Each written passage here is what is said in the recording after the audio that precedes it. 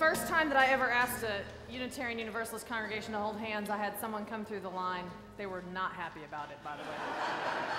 I had somebody come through the line and say to me, she grabbed my hand and she said, "That's the first time that I've held someone's hand in years." And so I think that if we can just be mindful that this is a safe place to hold someone's hand. So,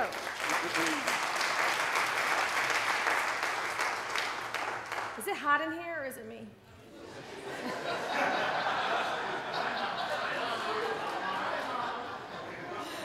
I want to tell you this story about a former financial analyst and an essayist, and he tells this story. He says, once when I was young, I came home after school and I baked a cake for my mom for dinner. I wanted to surprise her. You see, she's a nurse and she'd been at work all day, and that was her daytime job, and then she came home and started her second shift as our mom. So I pulled down a box of cake mix, and after I emptied the cake mix into a bowl, I saw that the recipe called for eggs and that we were out. He said, "I remembered the stories my family would tell me about growing up in the rural and segregated South. Though Jim Crow blacks suffered severe institutional oppression, their communities were strong, and neighbors were always helping one another out." He said people would come over and ask for a cup of sugar or a loaf of bread, and if you had it, you gave it. My mom would make sure.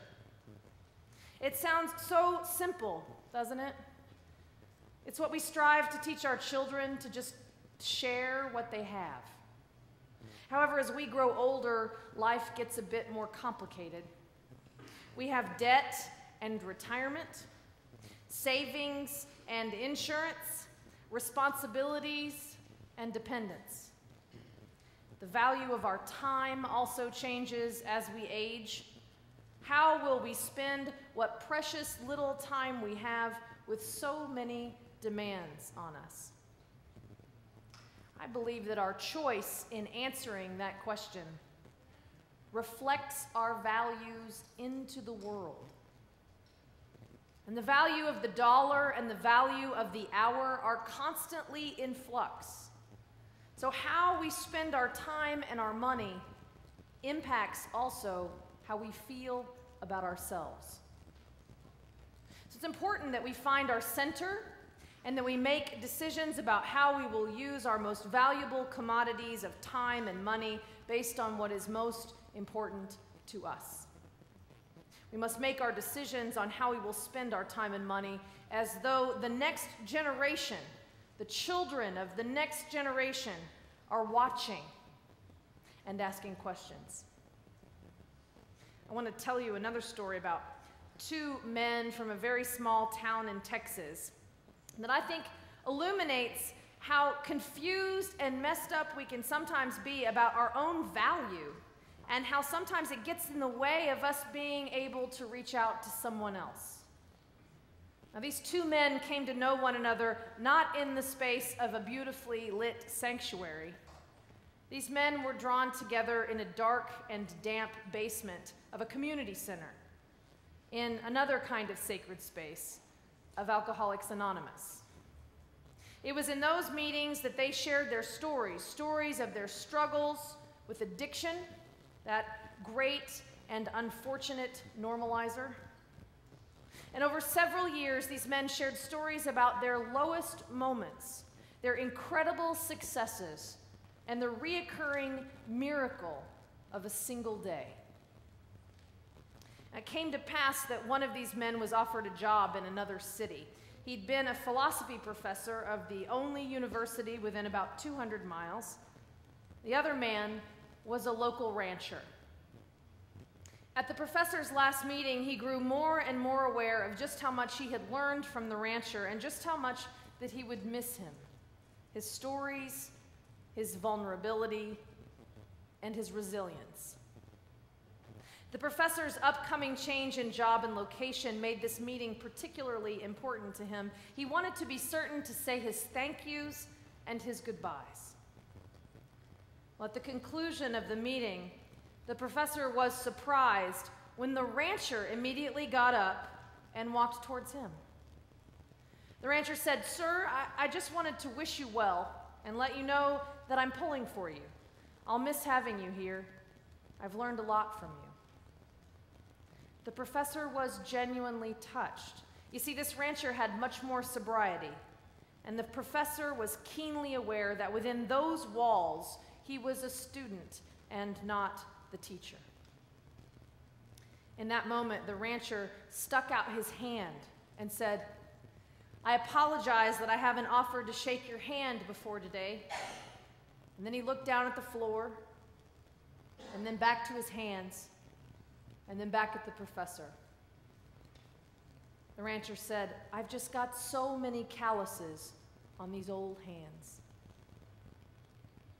This man was ashamed to shake hands with the professor because he had rancher's hands, calloused and worn and hard-worked. Well, the professor took a deep, long breath and smiled and said, "You know, that's really funny because I've been too embarrassed to shake your hand all these years because I don't have any calluses on mine."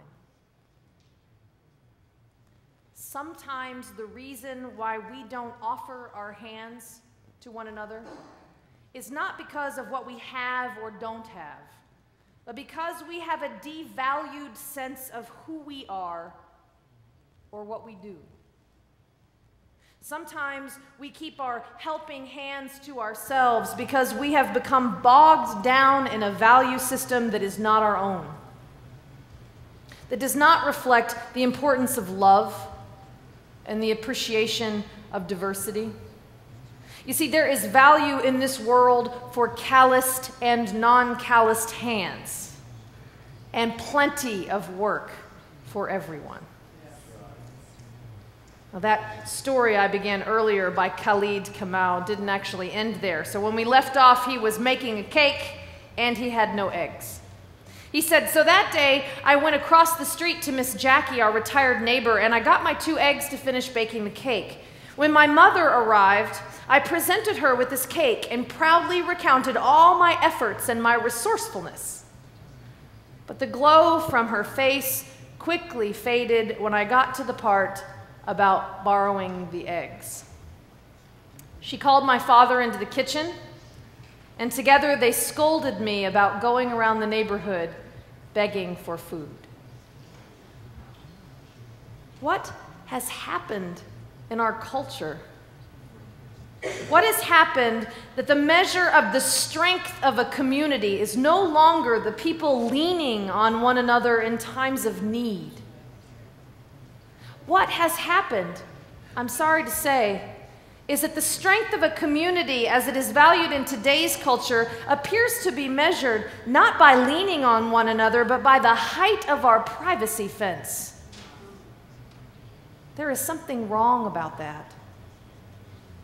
Oh, it's a really great neighborhood. You'll barely see your neighbors. I beg you to take a stand against that kind of insanity, to tear down those fences that separate us one from the other, to risk reaching out, to risk serving this community, to insist on caring.